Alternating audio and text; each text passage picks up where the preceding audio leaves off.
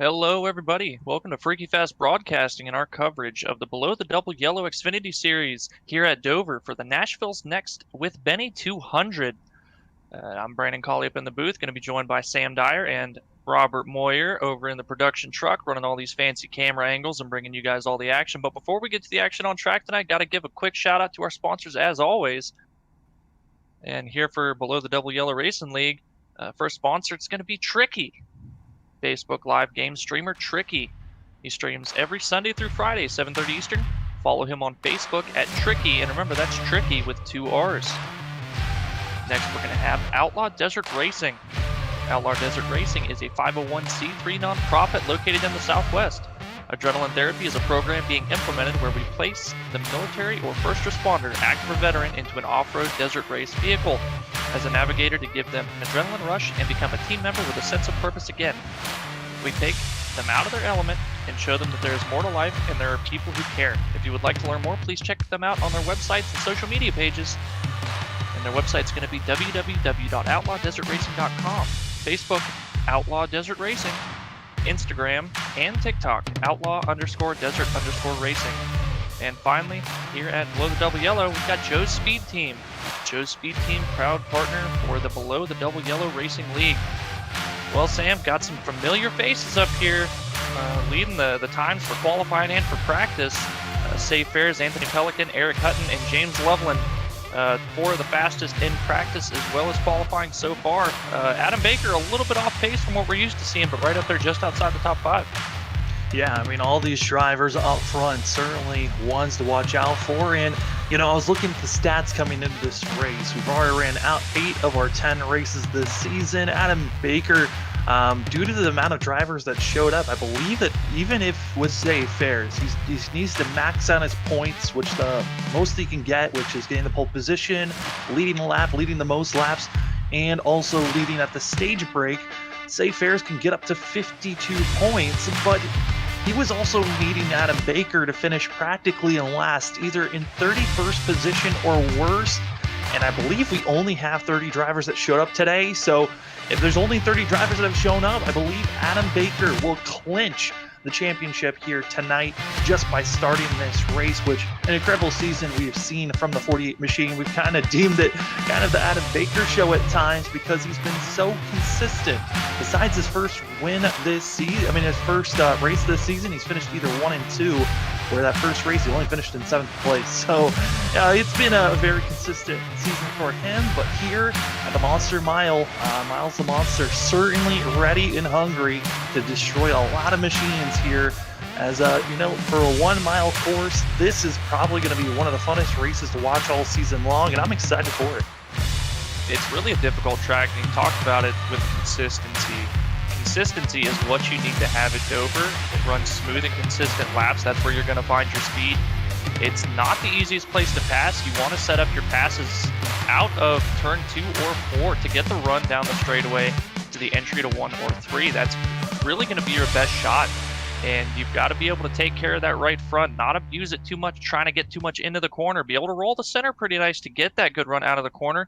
Gonna have to see you can do that. I've got my eyes on James Loveland in the 56. We have seen that he has been very, very good at saving tires and getting the long run speed where other guys like Adam Baker at Safe Fares have kind of struggled a little bit. We'll have to see if they can make those adjustments, but I'm sure with James Loveland starting in the 4th position right now, already at the front, I'm pretty sure he's gonna stay there. Yeah, James Loveland, our first winner of our 2 that have been dominating this season.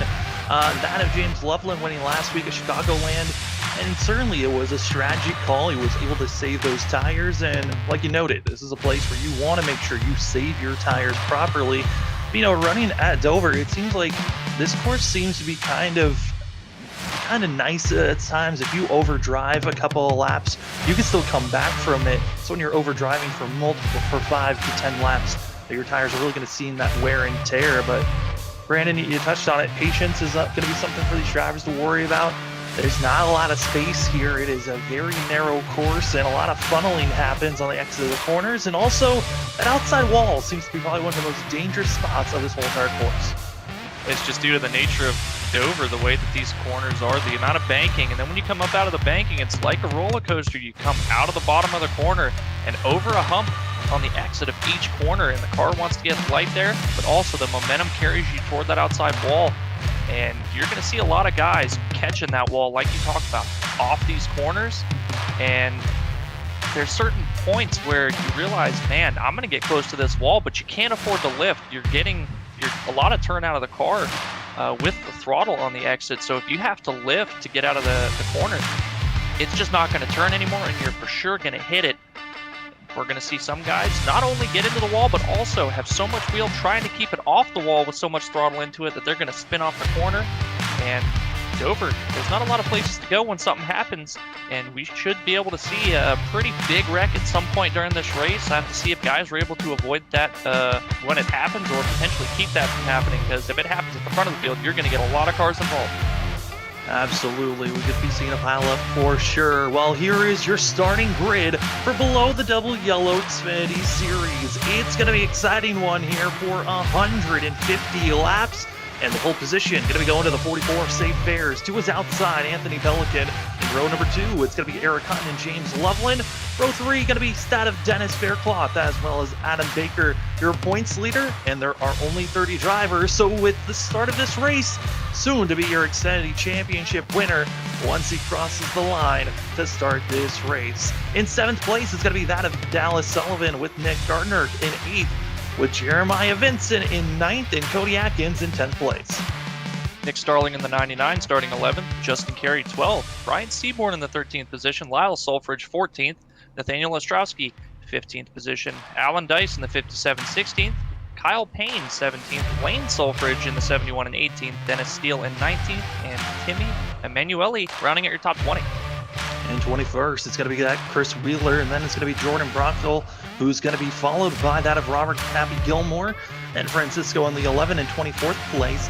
And you've got that of Brett Somers, Jacob Houston, Andrew Stacy, and Brandon Pearl, and Zach Smith, and finishing out your top 30. And the last place, it's going to be that of Thomas Brendel. And looking at it, I mean, Brett Somers in 25th position did not put a time down.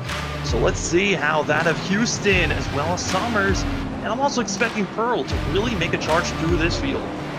Well, we've seen in the past, Brandon Pearl, pretty aggressive, can find himself in some trouble here, and this is not a place that you want to be overly aggressive at. You will find that trouble very, very quickly.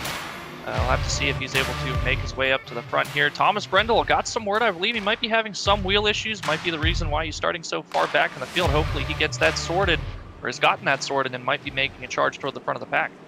Also, it looks like Brandon Pearl has not logged in and is not taking the grid yet, so he'll have to start from pit road if he gets on track.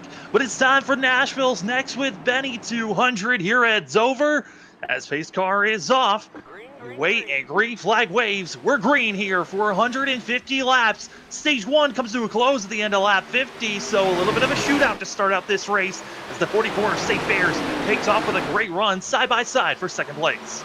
Everybody keeping it pretty clean off the start, and it's not something we're going to see on this initial start, but when they get some wear on these tires, a good number of laps in them, if they have to have a restart on the old tires, wheel spin is going to have to be on everybody's mind here, as we see them through 3 and 4 now.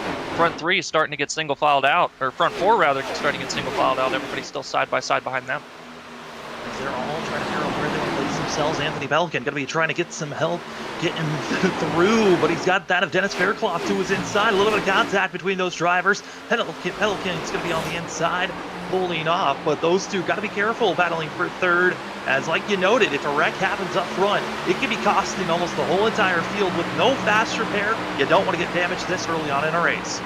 Assuredly not, and you saw it there coming out of turn 2 last time by Anthony Pelican, trying to carry the run, a lot of wheel and a lot of throttle into it, got very loose, had to check up, almost got run over by the 80, but great job avoiding that. And now everybody pretty much getting single filed out, which is what you're going to expect here at Dover.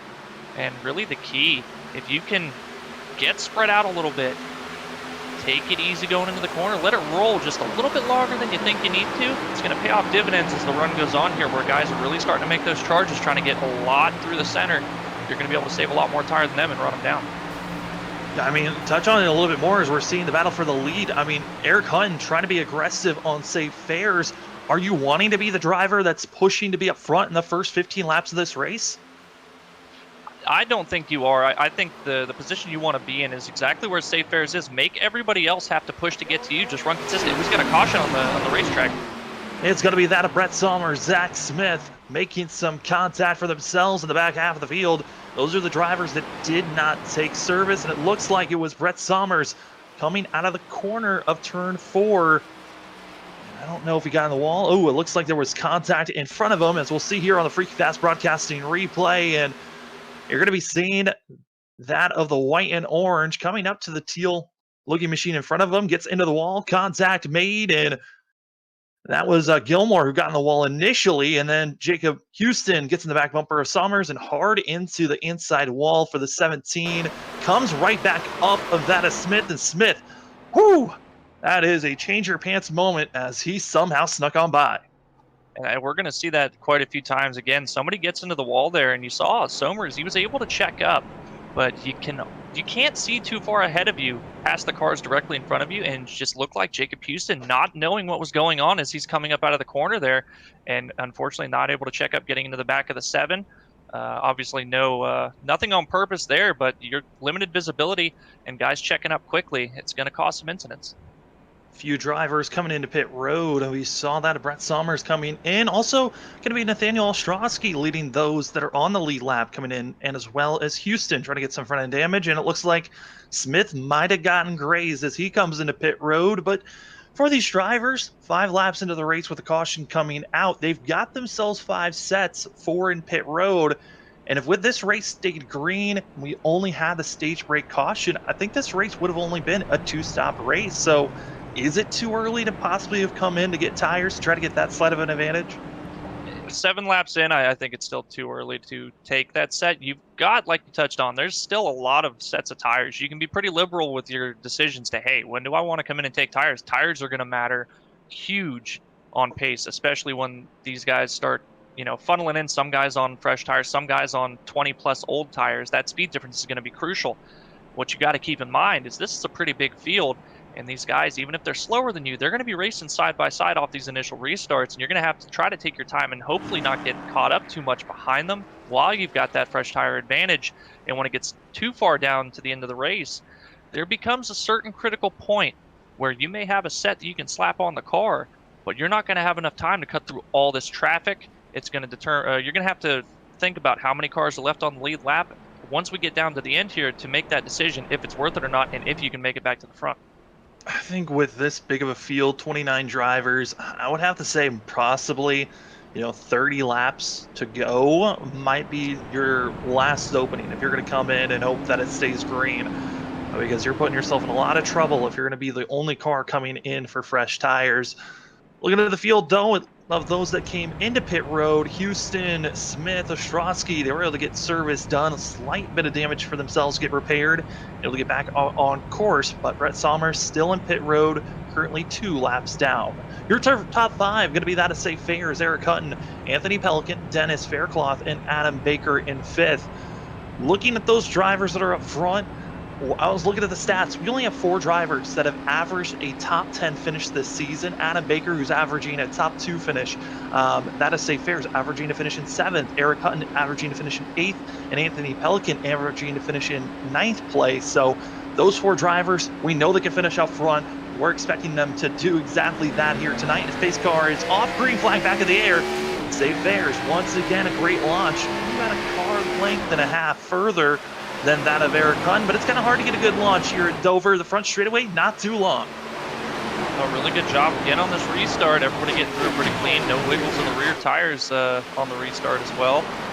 A lot more spread out on this initial restart with the leader's discretion on when to go. Allows everybody to get stretched out just a little bit. A couple guys battling side by side here. Looks like that of Dennis Faircloth and Anthony Pelican now for the 3rd and 4th position. Adam Baker and James Loveland directly behind them. And all the way back to about the 14th position, looks like spread out single file, and now everybody at the front pack. Looks like Dennis Faircloth again looking to go to the inside of Pelican. Just a crossover move there out of turn 2. Can't quite get the run through 3 and 4. Now Pelican with the advantage down the front stretch. Pelican looked like he might have bounced off the wall, kind of scaring that of Faircloth to back off, as those drivers up front in our top 3 looking good, but our front 2 they are gone from the rest of the field. Over 7/10 away from that of third place. Almost a full second is that of safe fares from Anthony Pelican. And I got to give credit to that of Dennis Faircloth. I mean, this 80 machine has been just getting so much better the last, 5 weeks of this season. Just seems to get better each and every week on qualifying as well as that race pace. He assuredly has, and it's going to pay off pretty well. I mean, he's not really in contention. Nobody really is for this championship. We talked about that numerous times. I mean, this race and the weeks leading up to it, with Adam Baker just really being dominant so far this season. But for the next season, it's going to be a longer season. And, I mean, this has got to be a confidence booster for Dennis Faircloth, knowing that he's up here running and contending with these guys now week in and week out. Definitely going to be a driver to watch out for when this next season kicks off for this Xfinity series. Yeah, it's going to be exciting to see how all these drivers, I mean, this was such a short season, only 10 races that they had. Everyone knew that up front it was going to be Eric Hutton and Adam Baker just based on their I-rating alone. I mean, these guys came into this series both with over 4,000 I-rating, while the rest of the field around 1,500 to 2,500, around that range. And then you've got such a gap between themselves and the rest of the field. That just comes with experience and talent that both those drivers had. But the rest of the field certainly have done a great job at trying to keep it consistent and trying to build each and every week, just like Dennis has been doing for himself as driver, going extremely low, having issues as the 34 all the way back in 25th position. They're 3 wide back here as that of Thomas Brendel gets loose out of 2, and now they are stuck in a gaggle of cars, and it is chaos back here in the back half of the pack.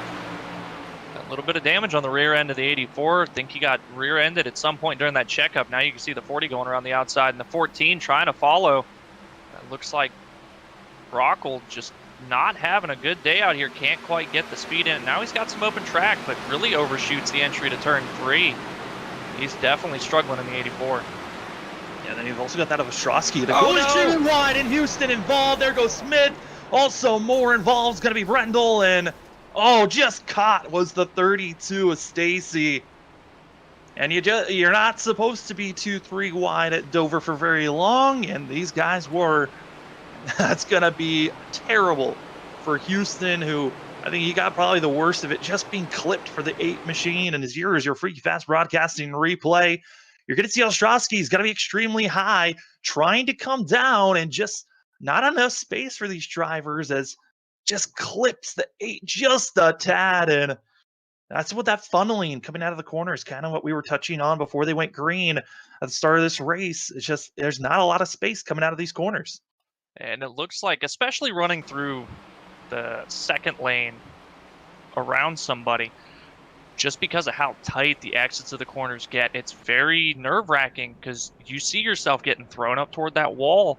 And if you try to carry too much center speed, you are going to find it. It looked like the 14 in Nathaniel anticipated that he was going to catch the wall, tried to keep a little bit more wheel into it to stay off, and just naturally drifted just a little bit, just enough to catch the right rear of the 8, and unfortunately just enough to turn him in front of quite a few cars there, and going to have significant damage on quite a few. And I believe we might have some that are probably going to have to pull it behind the fence after that wreck. Looks like the 34 possibly, and Houston looks okay.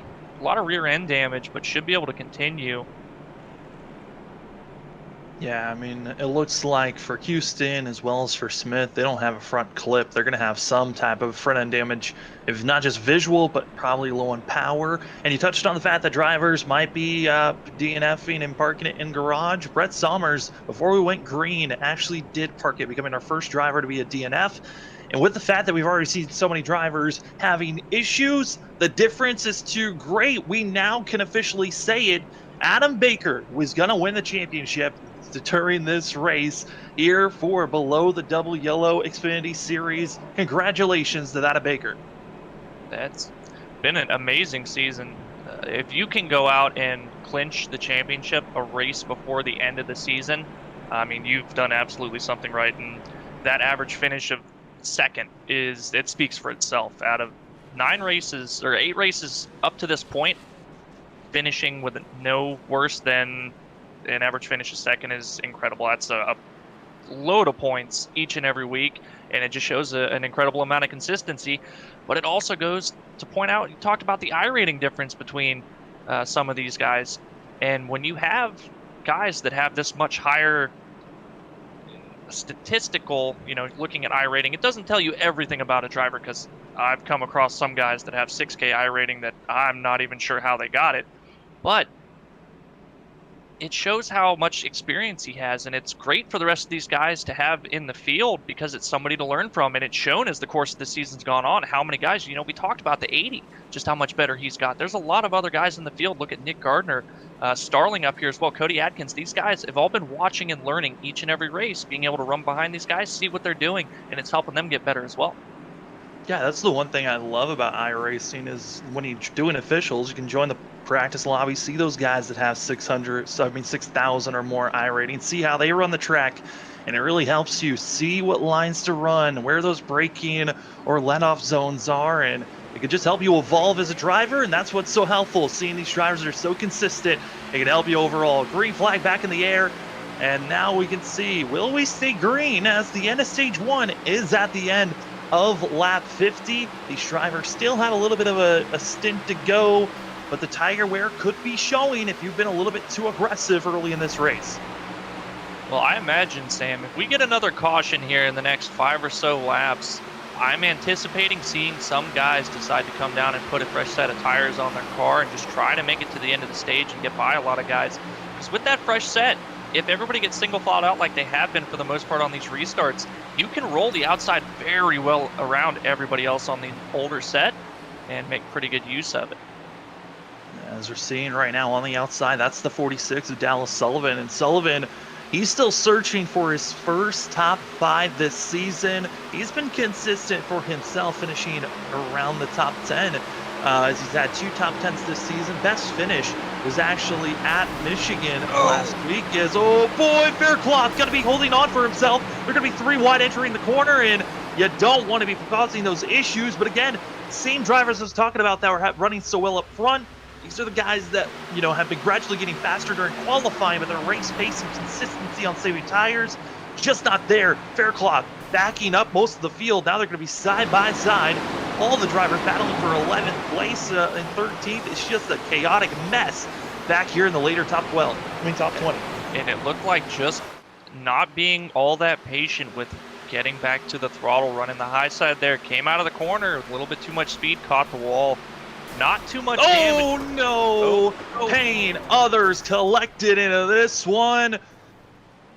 And also involved is going to be the 70 of Lyle Sulfridge. And you touched on it. Some drivers might be thinking about pit road halfway through stage 1. And our third caution of the day comes out.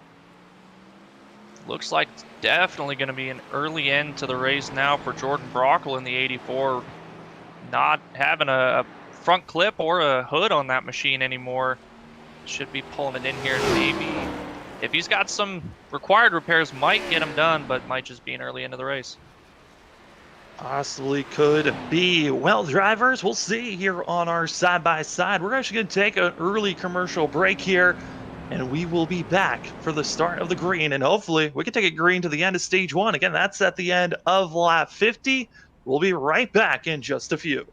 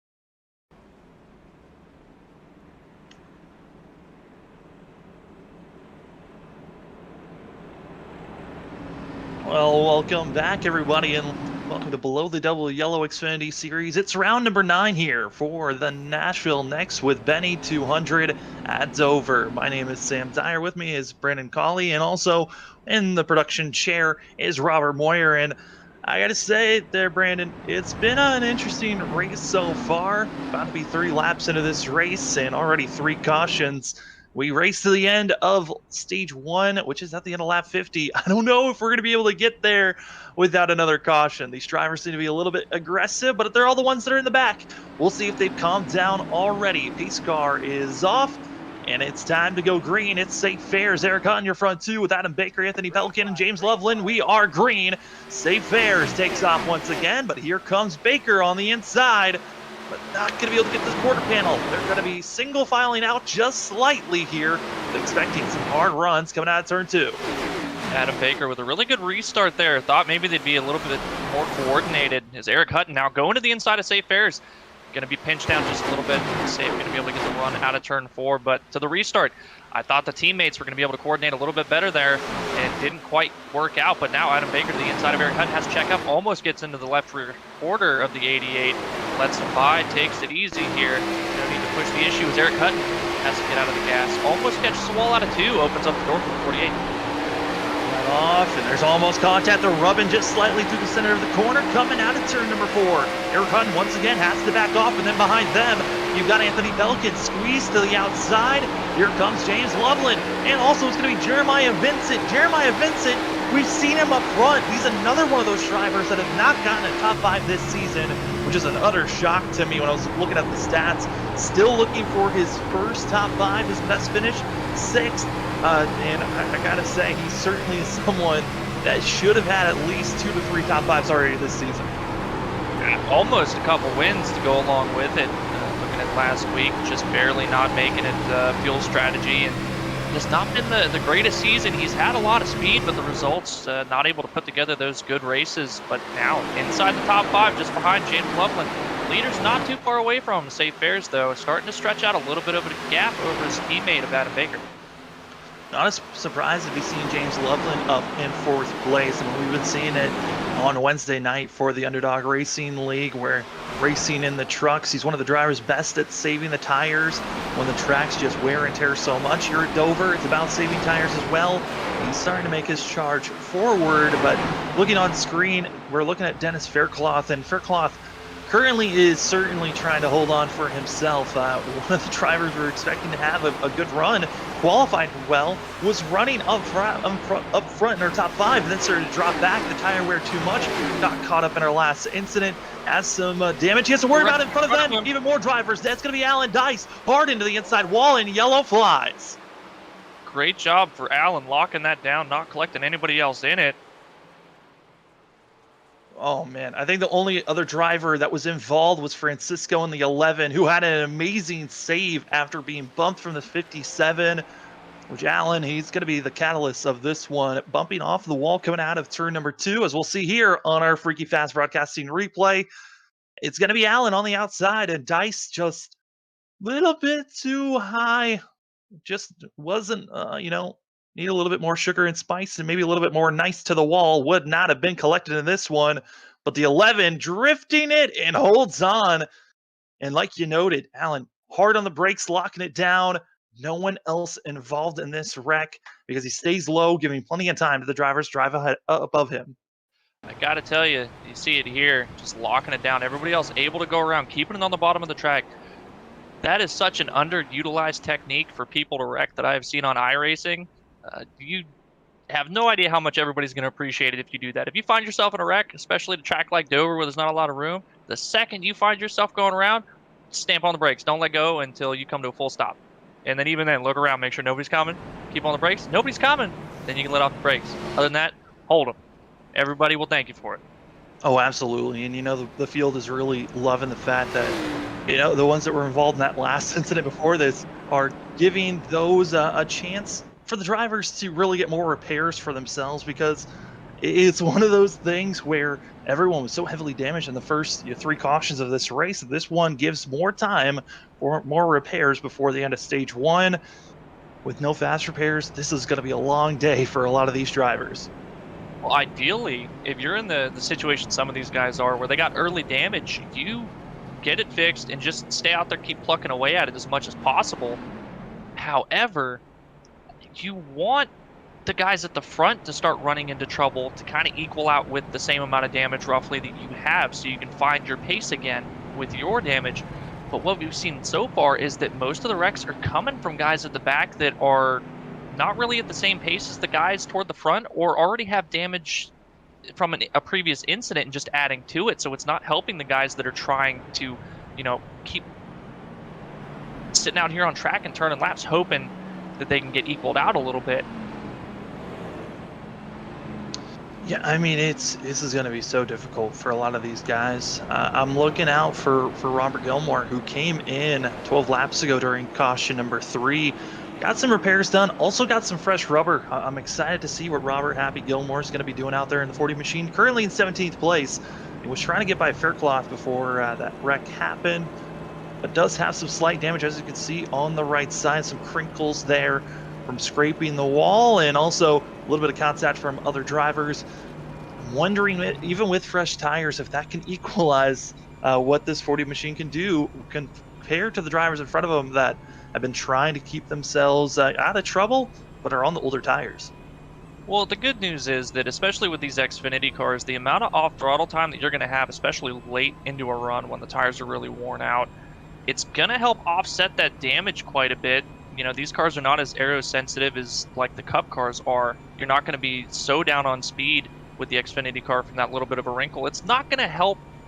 Obviously you don't want any damage, but with the off-throttle time and taking care of the tires, it's going to be able to kind of mitigate that damage quite a bit, and you're going to be able to find your speed again. Might hurt you a little bit on the short run, but the long run's where it matters if you can get one. Yeah, I mean, there's not going to be too long of a long run here. I mean, once we go green, going to be 11 laps to go during stage 1, so not a lot of time to be making too many moves, but if you don't get the right restart, this certainly can put you in a deficit where you're going to have to really work for those final 11 laps to either make passes or just hold your ground. Absolutely. The first thing you want to do on a restart is try to find the bottom lane. Any gap you can find and do it safely. You want to get down there as quickly as possible. You never want to restart on the outside, and it seems like, unfortunately, at tracks like this where you don't want to restart on the outside, you're always going to find yourself restarting there. So luckily, everybody's kept it pretty clean and not caused too much problem jumping back to the inside here. But as the race goes on and we get closer to the end, they're going to be taking more chances doing it.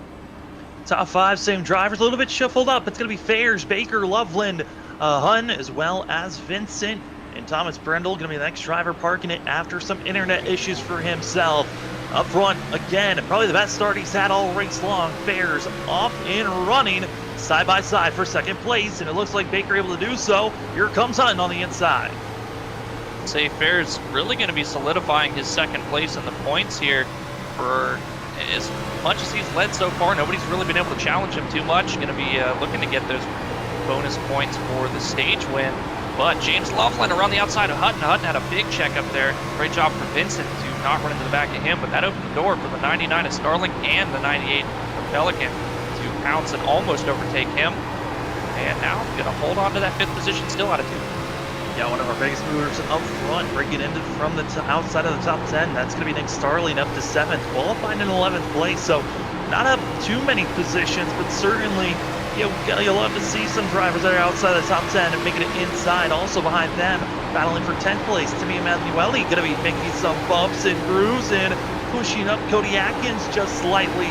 But here comes the 39 on the inside. Got to be careful coming off the corner, as on the low side, really loose, as they're still side by side for 10th. And just looking at the gap to the cars ahead of them, you can see how much it'll slow you down running side by side. Not able to utilize the whole racetrack there and carry the run that you want. And can't get to the bottom for the 81. Has to check up out of the corner for the 39 here. And the gap in front still continuing to increase as they're side by side. Looks like finally Cody Atkins going to get that run on the high side of the 81, keep it out of the fence, but left the door open. See if he can carry the run. Finally gets clear of the 39. Yeah, it would stay out of the fence in front of them, but behind those guys, Seaborn got into the fence, losing 4 positions, and now back to 16th when he was up in 12th. As they continue to battle side by side for these drivers in that of 11. Dennis Faircloth also going to be almost 3 wide as that of Chris Wheeler able to get by Faircloth, and Justin Carey able to confirm that pass. A lot of these guys in the middle of the pack feeling that tension. It's time to go, as up front with 6 laps to go, it's that of Safe Fares, Adam Baker, Loveland. These top 3 are pulling away. Sarah Cutton, also Vincent Pelican. They're just seeing our front 3 pull away from the rest of the field.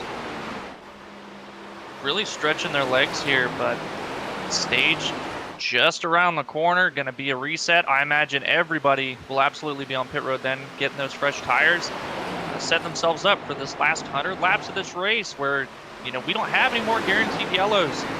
See if guys can play out a good strategy there, maybe see some undercuts. Man, looking at Dennis Faircloth back here, still for the 12th position. For sure, I mean. Man, it's Faircloth being really aggressive with his fresher tires. He'll be aggressive up to 11th, and now going to be pushing, you know, that of Justin Carey back to me. Emanuele just in a lot of trouble as that whole entire group from 12th on back, they are quartering up and almost brought in another caution. As the guys up front, they just want to battle with one another and hope that this stage goes green.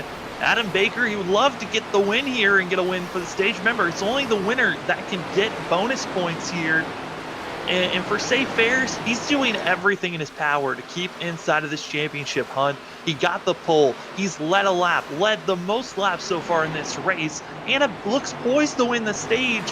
But that's just not going to mean anything because he's got his teammate Adam Baker, who he needs to have, gaining over 39 points during this race, right behind him, practically gaining no points during this race. Well, and just behind Adam Baker, James Loveland. And getting word that apparently he loves this track, and it's showing right now. He's been all over the back of Adam Baker. Now last lap of the stage here. Excuse me, coming to the last lap of the stage here. And he could really pass Baker at any point in time. He's got a lot better tires, and that's going to be worrying these guys ahead of him. Because once we get past this stage, we've got 100 laps to the end here where we're really going to get the long runs. And if James Loveland is this strong with 50-lap old tires, they might be in a whole lot of trouble. Yeah, I mean, just showing that the longer the run goes on, the better that James Loveland was getting. And that showed last week at Chicagoland, where the longer the run went on after green flag pit stops, it was all Loveland who was able to carry out that speed. As now it looks like this race coming across the line, that is stage number 1. Safe Fares got the pole, led on practically every single lap, and also will win stage 1. Currently looking like the most dominant car, but you know he's got some very hungry competitors behind him, with Adam Baker and James Loveland. Man, what a run this was. Brandon, we got to see a few cautions there for during stage 1. Some of the things that you can gain from the first 50 laps of this race. Well, guys at the front have figured out how to be patient and where to run, where not to run, and where to set up their passes. Guys at the back, not really figuring that out all too well. Really jumbled up, making a few mistakes, trying to gain maybe just a little bit too much and push a little bit too hard. But a lot of the guys that were causing problems have got a lot of damage and they're down on speed, so they're not going to be racing too many, or really anyone for much of this race unless we get a big wreck at the front. But it seems like, you know, 50-lap old tires still have some pretty good pace on them. Haven't seen a big discrepancy in tire wear so far. We'll have to see during this next 100 laps if we finally see that to show exactly how strong those fresh tires are. But now all the leaders coming into the pits. Yeah, Safe Fair is going to be leading this charge. Dennis Faircloth, though, when he came into the pits, was all the way back in 17th position, able to move all the way up to 8th. So in 11 laps, able to move up about 10, 11 positions. That's not a bad ratio. That's information to take in of what he can gain if he decides to pit with, you know, 10, 15, even 20 laps to go. It's not a bad time to come in and get fresh tires over the rest of the field. Yeah, able to gain a lot of positions, like you said, up to the 8th position after taking his set. And the good news is with as many sets as they have at their disposal, he's essentially throwing away a set here at this point. Not a lot of laps on them. Going to be able to get a good track position with it. Now he's got to eliminate the mistakes that he found himself making during that first 50 laps here, catching the wall at least 2 times that I saw. If he can eliminate that and just be consistent, let other guys burn their stuff up, make those mistakes, and he's going to be able to make up a lot of passes for the mistakes as well as just outright speed. Look for Dennis Faircloth to have a strong top 5 if he can eliminate those mistakes. And with extra sets of tires and drivers understanding, hey, we really only needed 2 tires in pit road. You had 2 extra sets to have some wiggle room with. A lot of the drivers kept those 2 extra sets for this part in this second stage of the race. We race it to the end.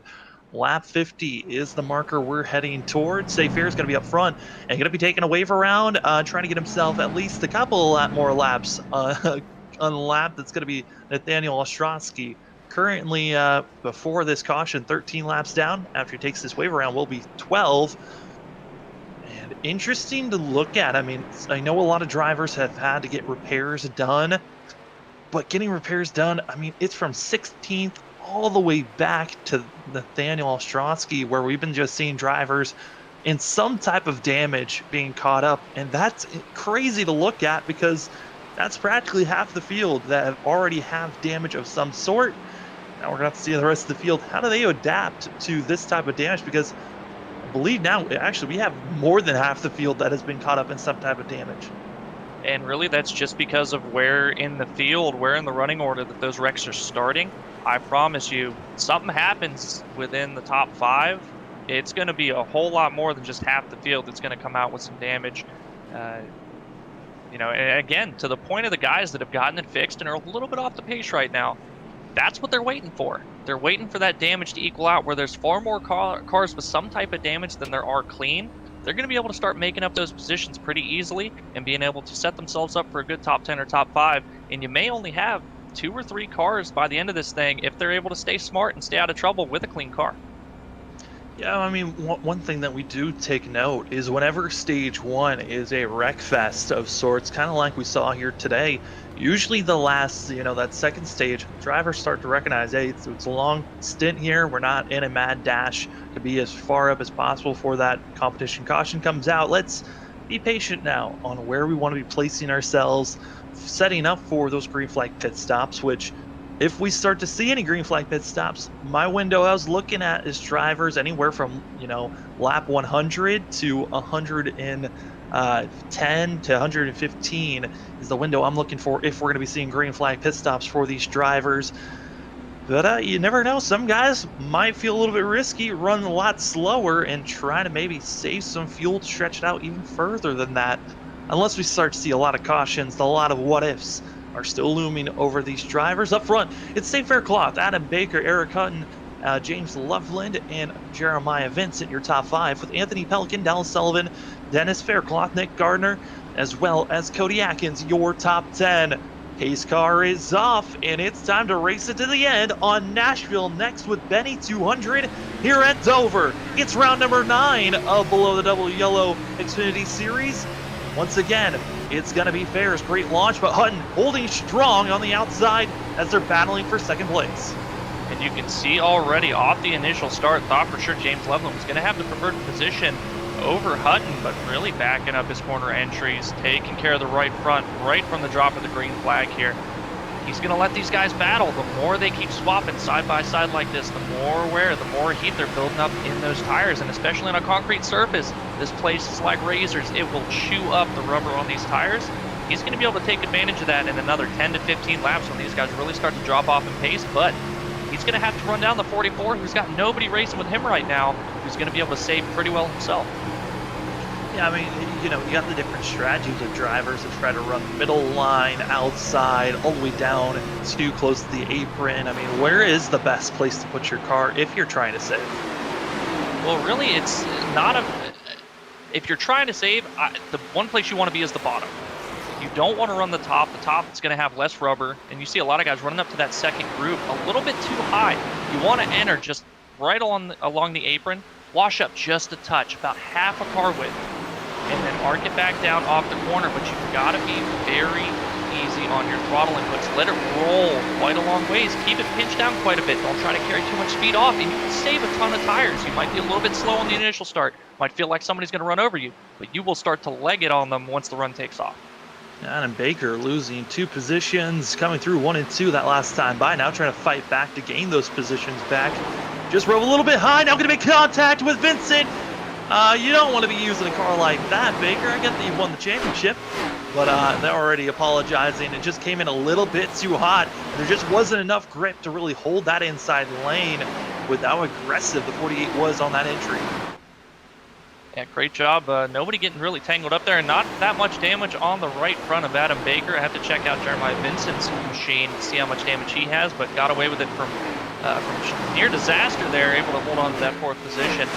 Now looking up just ahead of them, top 5 kind of spread out almost equally. 1st and 2nd about the same gap between them as 3rd and 4th.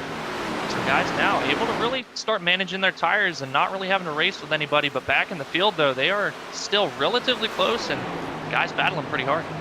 Yeah, 5th all the way back to, I would say 13th. I mean, even back to 14th. These drivers all in line trying to figure out how they are going to pick and choose and move their way forward. Last car in 14th in this line, that's going to be Jacob Houston, who we saw involved in that 2nd caution of the day. 8 machine doesn't have a back bumper. It actually got a lot of damage on the front nose, but still, you touched on it. Maybe sometimes you don't need that aero damage. It isn't going to hurt you too bad as long as you got full power, got some fresh rubber. You still got a shot to be running well up front. That's absolutely right. The key there is the engine. You can beat up the car, and a track like this really reminds me of a place like Martinsville or Richmond. It's a lot faster, a lot more high bank, but it's got that short track feel to it where you want to set up the exit of the corners to make your passes just like a short track. And as long as you're not down on power at a short track, it doesn't really matter how much damage you had, you're still going to be fast, and it pays off here as well. And just liking it even more to that comparison. Jacob Houston back up to 14th, pretty good rebound there. Not a lot of cars ahead of him with nearly as much damage as he has. Still slowly but surely making his way up here, gaining time on the guys ahead of him as they're starting to battle. There is one driver still in pit road. That's Jordan Brockle, who decided to pull it back into pit road. The 84 did not have a hood, did not have a front bumper, and it looks like might have been caught overheating. Decided to come in pit road, try to get those repairs done, but he might be caught by Nathaniel Ostrowski, who dropping back to 27th place as both Brockle and Ostrowski, only drivers lapped down, still running on course. Up front still, Safe Fares, Hun, they're trying to run as hard as possible. James Loveland, though, he's consistently running only about a 10th off, and you touched on it. I mean, immediately at the drop of the green, looked like he was saving his rubber. I'm wondering at what point is he thinking about finally making that charge forward. I mean, I like the fact that he's staying within 2 seconds of our leaders because that's enough of a bubble for him to gain back on them. When is go time really for this 56? Well, I think go time's already started, but the thing is, Loveland's not pushing any harder. They're just falling off ahead of him. Have to see what it is this time. Last time it was 2 tenths to Safe Fares and a 10th to Eric Hutton. This time by 2 tenths to Hutton and almost 2 tenths to Safe Fares. So James Loveland on the early goings here, just keeping his tire pressures down a good bit, managing his pace. He's starting to reel them back in now. Just over a second, now a second even. And by the time they get out of 4, I imagine he's going to be cutting into that even more. But we got a caution. And it looks like going to be waving. Houston hard, lost his front clip. And it looks like he lost it all on his own, bouncing off the outside wall into the inside wall and doing an Allen Dice, holding the brakes on the inside, locking that sucker down. That's going to be bringing out caution number 6, 5th of on-track incident. As our 5th caution of the day was the end of stage 1. But you're going to be seeing it here on the replay. Houston he's on his own, he's pushing, but he's been so aggressive on the entries that it's going to hurt his exit, and it finally backfired off the wall to the inside wall and came to a complete halt before he moved up in front of the field, really saving a lot of other drivers from being caught up in any other incidences. And as we're looking at the replay, pit road is getting slightly busy. It's some drivers up front in our top 5 deciding to take tires, leading that charge, Jeremiah Vincent and Adam Baker. I think this might be not only a tire strategy here, but I think some fuel strategy as well. With the 65% fuel load, kind of shakes up what I can anticipate how far they're going to be able to go. So I think some guys might be thinking, hey, we might be able to gain some type of an advantage, because from my experiences, especially over the last week, the longer you can go on a green flag stop before you come in, you're going to be able to make up those positions back. You've just got to hope that there's not going to be a caution. And to the benefit, the longer you stay out, if you get that caution, you're going to have the freshest tires after the restart. So it really works. It benefits itself there. And wondering if maybe this is just a little bit to say, hey, if it goes green, these guys are going to have to pit. We're going to be able to gap them just a little bit and then come out with even fresher tires after the cycle. And, Adam Baker leading that charge now off pit road. This might be a good strategy for Baker to find himself up at the front, who he's kind of struggled a little bit on pace. We saw him up in the second position, but has fallen back since then. Might be just the edge he's looking for in the race to eke out a win here at Dover. I mean, he was running in second, fell back to fifth, and was just lingering in fifth place with Jeremiah Vincent. And for Adam Baker, he's only coming into pit road, dropping from fifth back to 11th. So not much was lost for the 48. Also for Jeremiah Vincent, looked like he had a little bit of a longer stop. Might have been having some slight repairs after the contact between Baker and himself. So the 9 and the 48 getting some repairs done, as well as some 4 freshies. And we'll see what, 17 lap difference really is going to look like on track. But it looked like with 17 laps different, it really helped out that of Dennis Faircloth. Wondering if it's going to do the same for these guys, as now they're going to have to battle up with the front pack, where it's a lot of the drivers that haven't had a lot of wear and tear on damage wise. But the tires, only driver I've been seeing saving is James Loveland. Those front two, this kind of saves them by cooling off those tires under pacing. Well, it saves them a good bit. But I mean, if you're not adjusting your driving style, they're just going to balloon back up again. And you touched on it looking at the 8 during that last accident, how aggressive he was being on the entries to the corner. And you can be aggressive on the entry to the corner, but you have to make sure you get it slowed down. Because like I said, you kind of want to take that diamond groove in the corner, cut really hard in, drift up just a little bit, and then cut back down. The more you abuse that right front and build up the air pressure, it's not going to want to cut back down. And if you get into the throttle too soon and there's just not enough grip to get it to cut back down, you're going to see exactly what happened. You're going to come out there and you're going to hit the wall every single time. And again, it looks like Loveland has been saving a whole lot, whereas Safe, I think, is trying to stay out of the clutches of Eric Hutton. But Eric Hutton has been trying to push really hard to get back to the back bumper of the 44 off these restarts. I'm interested to see how aggressive Loveland's going to be now on this restart. And now that he's kind of got that gap closed in, if he's going to push his advantage a little bit or let them go out there and start racing each other hard again and start reeling them back in. It certainly is going to be a fun restart here with the different choices on how they wanted to attack this first stint. After stage one, Safe Fair's won stage one, still up front. Then you got that of Eric Hutton, James Loveland, Dennis Faircloth, and Nick Gardner, your top 5, with Cody Atkins, Chris Wheeler, Brian Seaborn, with Robert Happy Gilmore in 9th place. And in 10th, it's going to be that of Andrew Stacy. My name is Sam Dyer. With me is Brandon Colley and Robert Moyer in the production chair, giving you all the camera works, graphics, and all of the lovely action being seen as we are green, coming inching in closer to halfway, side by side for second place. Here comes Loveland with the tires he's been trying to save, conserve. We'll see how aggressive the 56 can be as he's still on the inside. Bears is loving this. He's pulling away. Well, it's gonna hurt Eric Hutton being on the outside here. Like I said, it's not as rubbered in. It's going to be wearing quite a bit more, a lot more load on the tires, able to carry a lot more speed. But Loveland, his entry, you can see him drift up just a little bit there, pinch it back down. Not quite on this time, had to a little bit, not able to pinch it back down. Oh, his Hutton's in the wall. Faircloth going to be going around that of Hutton, and so does a train of cars. Hutton goes from second place all the way back to 6th and more. The 88 hit the wall at the worst time because he's stuck on the high side with a train of cars to his inside. They're 2, 3 wide. Gotta be careful as here comes Starling now. Gonna be making the pass, and also now Seaborn's gonna be stuck on the high line. It's just not where you want to be. You want to be on down low following the train, and it is now scattering across everyone as everyone just can't figure out what to be. Wrecking in the back, it's the 11, and also gonna be, I believe, Gilmore involved in this one.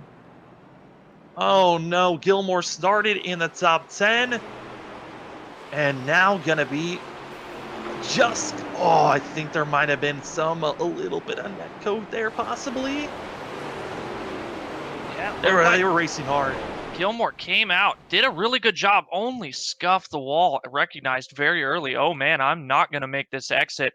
Able to keep from knocking the fence down a couple feet there, and just a little bit of contact with the 11.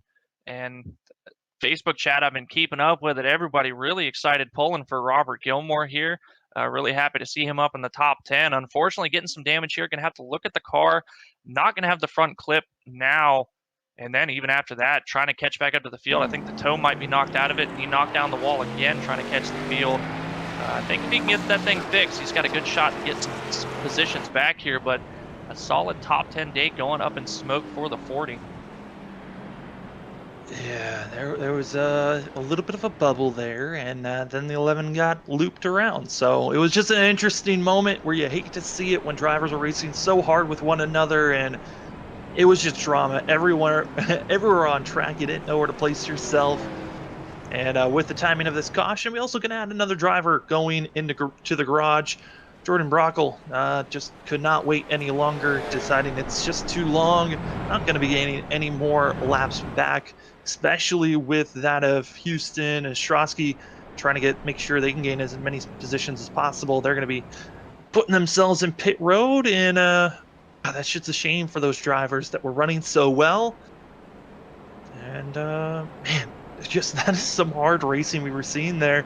And for the drivers up front with the older tires, just you saw the wear and tear. Some of the guys that were not conserving in those first 15 laps, they were then having to deal with a lot of the issues that come along with it being tight through the center of the corner and off. And that's what was bringing a lot of cars being side by side, and carnage awaited them.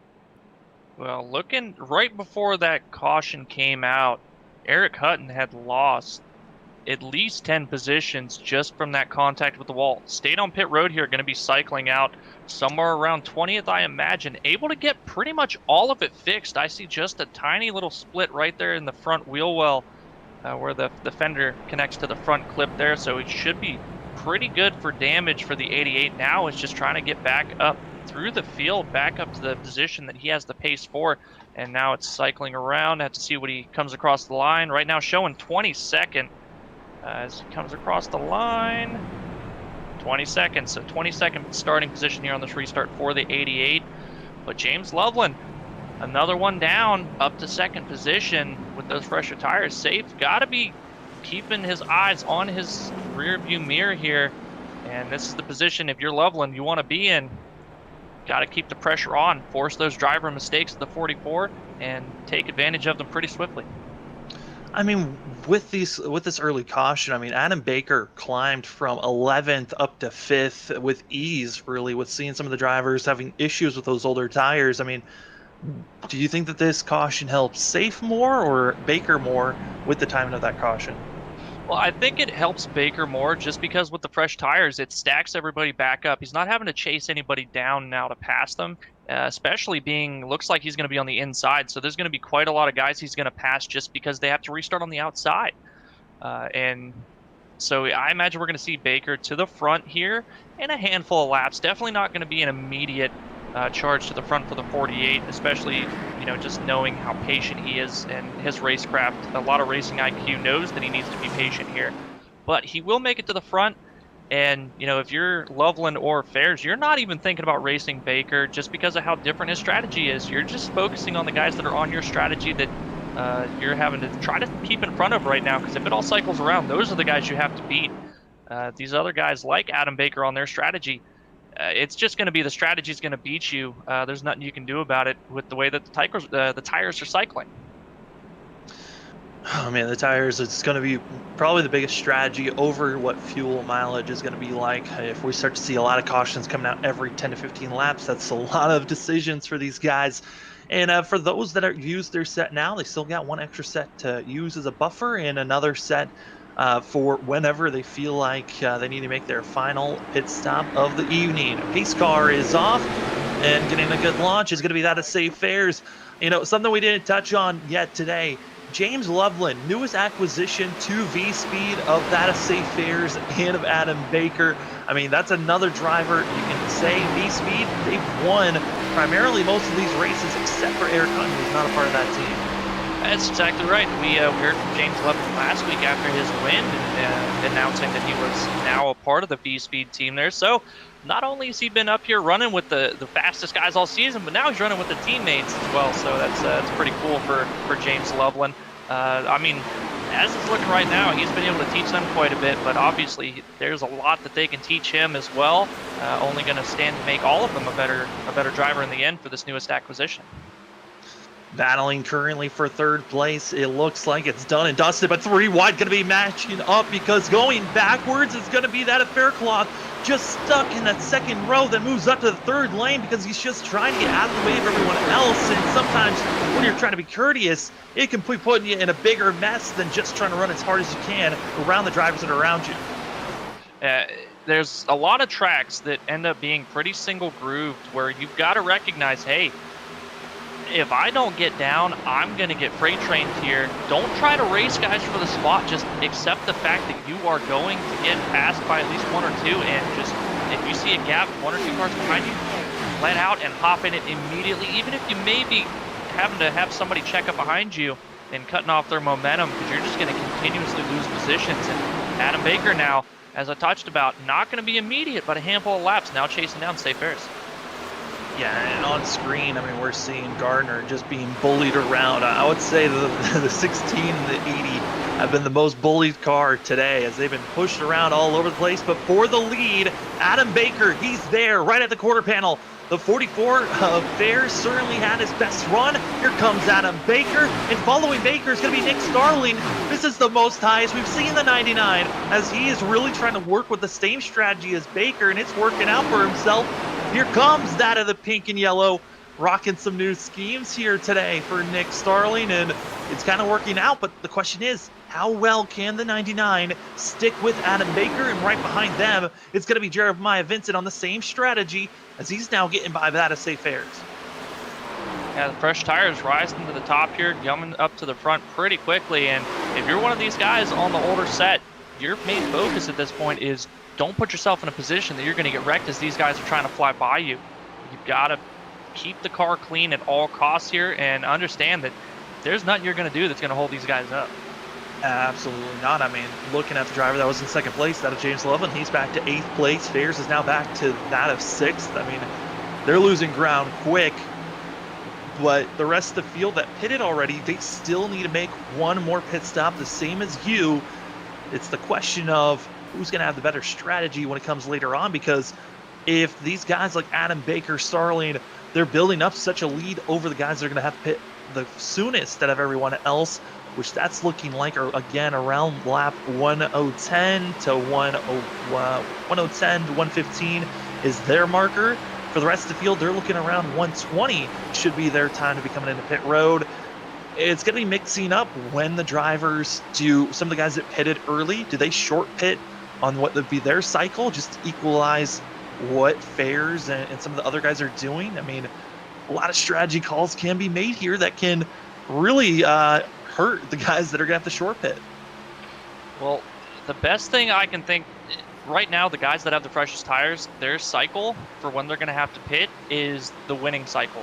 They're going to come out later in the race with the fresher tires if you don't get a caution. If it stays green, that they're the ones that are going to be in the contention to win this race right now. The best thing that can happen is they need, I mean guys that are on the strategy as Safe Airs, James Loveland, that are on these older tires right now.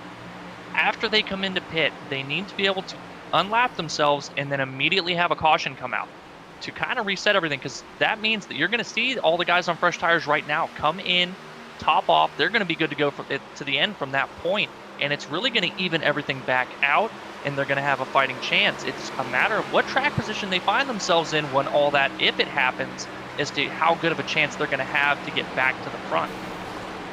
Well, even if they unlap themselves, I mean, do you think those guys that are on the freshest tires currently, like Adam Baker and Vincent and Starling, they're going to pit with about 20 laps to go? Would that be enough time to try to regain all that time that they're going to lose from the guys that are going to be pitting about 15, 20 laps sooner? I think it will, because there's far more people on their strategy right now than there are on Safe Airs, James Loveland's strategy. So there's going to be a lot of guys that are coming in with them. So guys like Safe Airs and James Loveland are going to cycle to the front and possibly be able to hold on just a little bit, be in a much better position than they are now, but it's not going to be that much track position that these guys on fresh tires are going to have to make up, as opposed to James Loveland and Safe Fares if it were cycled the other direction. They'd have to pass a majority of the field to get back to the front, rather than say 5 or 6 cars at the most. We're still looking for when that of Safe Fares Loveland, when they're going to be coming into pit road, as well as that of Nick Gardner. They're looking to come into pit road probably in the next 15, 20 laps or so. So that's going to be around lap 105 to then that of 120. That range is where we could be seeing those drivers coming into pit lane, while everyone else, they're going to probably pit with about 15 laps to go. So around lap 125 to 135 is their range. It's going to be a 10-lap difference, but you're certainly seeing it right now. Adam Baker, he's pulling away, and to Adam Baker, and it's all the way back to 10th place to Safe Fares. That gap, 6.3 seconds currently. And Safe Fares and James Loveland now nose to tail, having a little bit of problems with the 39 of Timmy Emanuele, trying to get by that machine, getting stacked up here. Timmy getting a little bit checked up coming out of the corner, maybe abused his tires just a little bit too much here as they battle for the 10th position. We're also looking at some of the other amazing battles that are going on as we're on board with that of Zach Smith, who's trying to figure out how he wants to tackle the drivers in front of him. That's going to be 12th place Nick Gardner, as well as in 13th, 14th, and then back to himself of Francisco in the 11, 71 of Lane Sulfridge. It's a lot of figuring out at this point, as the driver still slicing and dicing on the short straightaways on how they want to make these passes. And you touched on that Timmy Emanuele issue that Fares and Loveland were having. They finally got by that of the 39. Up front, still Adam Baker, and Nick Starling was keeping it close with the 48 when they were cutting through traffic, but you saw once Adam Baker got the lead, never looked back, and Starling burned up those tires so quickly, he's now back to 5th, losing a position to that of Dallas Sullivan. Yeah, it's really easy to feel confident in your pace when you're on fresh tires with somebody, equal tires, and you can really push and gain a lot of time and have those good lap times. But the difference there is Adam Baker was being very efficient with his corners and not relying on the tires just to have the outright pace, where it looks like Nick Starling was. He was really leaning on those tires to get himself through the corner, and it's starting to show now as he's fallen back almost half a second off last time by of what Adam Baker ran. And an update on the guys on the opposite strategy. James Loveland able to get around Safe Fares now. If I'm these guys, I'm thinking as early as I can possibly make it, I'm coming down pit road. I'm not going to wait until I'm out of fuel, because you're giving yourself less time to make it up to the front and unlap yourself. As soon as you know you can make it, come in, get the 4 tires, and go out and abuse them. You're going to have an extra set left. If you get that caution, you can afford to put them on. Yeah, and if you're talking about when that zone is, that is currently right now. This lap, this is when the window can open for the drivers to make it all the way to the end. Loveland has to be careful. He almost dumped into the side of the wall. As you can see here, our leader, Adam Baker, no one even close to him. The next closest driver is going to be that of Anthony Pelican, 2.8 seconds back, and still losing time to Adam Baker. Baker has been on a dominant spree. Since week 2, he's only finished in 1st or 2nd place. He's trying to get another win here tonight and just trying to keep himself as consistent as possible. As I think I might have heard Gilmore possibly coming into pit road. He is! Gilmore right when the window opens into pit road. And that's one of those drivers that's further back in 22nd position when he came into pit road. So a little bit too far back to really gain much, but could be a net gain if he's able to gain enough time on the drivers that stretch it out as far as they can go. Yeah, going to be able to do a little bit of an undercut here, but as everybody cycles back around with the damage as well, going to have to hope for a caution here to get himself a little bit ahead. And looking at the pace of some of these guys that had the fresher tires now, Justin Carey in the 8th position kind of falling off. Nick Starling now heading pit road from the 7th position. And they're falling off a good bit. Now it's kind of cycled back to where Loveland and Fares just behind them are actually quicker on the older tires. Just shows how hard those guys were pushing to get up to the front and use the advantage of the fresh rubber that they had. Yeah, I mean, James Loveland currently, he's only about, a 2 tenths off of what our leader of Adam Baker's running. And that's still about 18 laps difference on those tires. I mean, it's incredible to see what Loveland has been able to do to conserve these tires and save I think he's in the right choice of trying to follow the 56, because if they're doing the same thing, working now as teammates, trying to catch up to their other teammate of Adam Baker, they could certainly run up and take a couple of positions away, possibly could move up to possibly 5th place before having to come into pit road. They really could, and they've got the pace, but there's such a gap right now between really 10th place to 1st. They've got a decent amount of space between each car that they're going to have to pass, and now with guys cycling out on pressured tires, they're going to have to worry about that as well. And it looks like Loveland coming into pit road this time by. Oh, Loveland almost making contact with Fairs. Fairs coming in as well, as they're going to be side by side into pit road. As, oh boy, I thought Safe was going to go into the barriers and into the water barrels. That was something I was worried about. Haven't seen it yet, but I think Safe may have gotten a speeding on entry penalty there. Came in very hot. We'll have to see based on his timing of pit road if he actually gets that penalty or not. Might have just been a visual thing with my data here showing his speed as he was making his entry.